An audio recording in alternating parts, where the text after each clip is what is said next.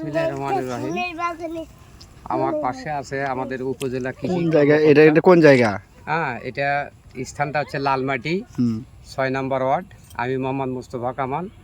আমি কৃষি কর্মকর্তা মহোদয়ের অনুপ্রেরণায় আমার বাগান প্রতিষ্ঠিত করেছি। আমার বাগান আজকে সফলতার দিকে এনার অনুপ্রেরণায়। পাশাপাশি আমার এই অনুপ্রেরণার পাশাপাশি আর একজনা ছিল, সেটা আমার ছোটো ভাই সাবুল ইসলাম, সেও অনুপ্রেরণা জুগিয়েছে। তারও আমাদের মতন একটা এরকম বাগান আছে। আমার বাগানের মালটাগুলো আপনারা খুব ভালোভাবে দেখেন, উপযুক্ত হয়ে গেছে এবং এগুলা ম্যাচিউড হয়ে গেছে।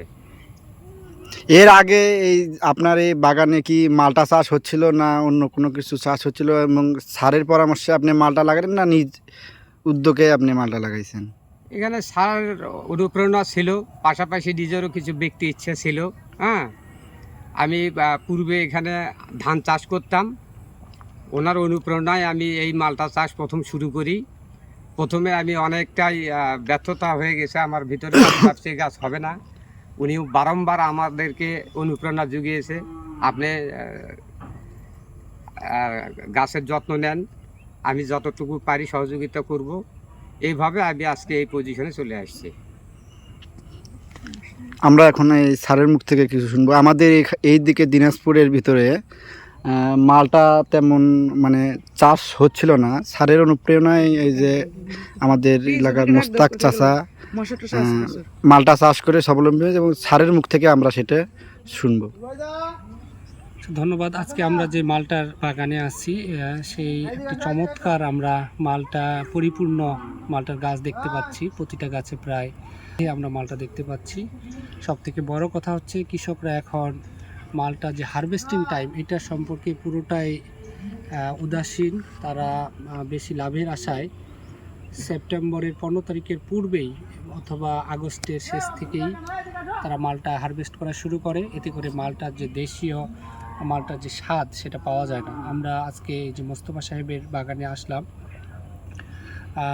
সে আমাদের পরামর্শে কিন্তু মালটাটা এই যে অক্টোবরের এখন আজকে প্রায় অক্টোবরের 20 তারিখ এখন পর্যন্ত, আজকে আমাদের মাধ্যমে উনি মালটা যে হারভেস্ট করা সেটা শুভ উদ্বোধন করলেন। তা আসলে এটা সারা দেশের জন্যই একটা ভালো লক্ষণ যে আমরা দেশীয় মালটাকে এই যে মিষ্টতা, এর যে অর্গানিক অ্যাসিড সেটা কনভার্সন হয়ে যে সুগারে পরিবর্তন হয়েছে, সেটা আমরা আজকে এই যে মালটা দেখে বুঝলাম। এর যে মিষ্টতা, সেটা বাজারের বিদেশি অন্যান্য মালটার সাথে ফাইট করার মতো।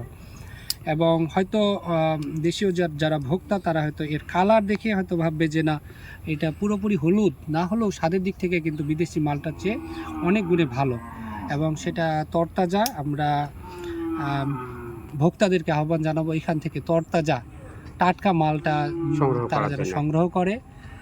আর বাজারের যে মালটা, সেটা আমরা বলবো যে না, বিদেশ থেকে আসতে এবং কাস্টমারের কাছে যেতে কয়েক মাস লেগে যেতে পারে। সেই তুলনায় আমরা একেবারে ভিটামিন সি সমৃদ্ধ বা ভিটামিনস এবং মিনারেল সমৃদ্ধ অত্যন্ত কোয়ালিটি সম্পন্ন মালটা আমরা এখন ঘোড়াঘাটেই উৎপাদন করতে পারতেছি।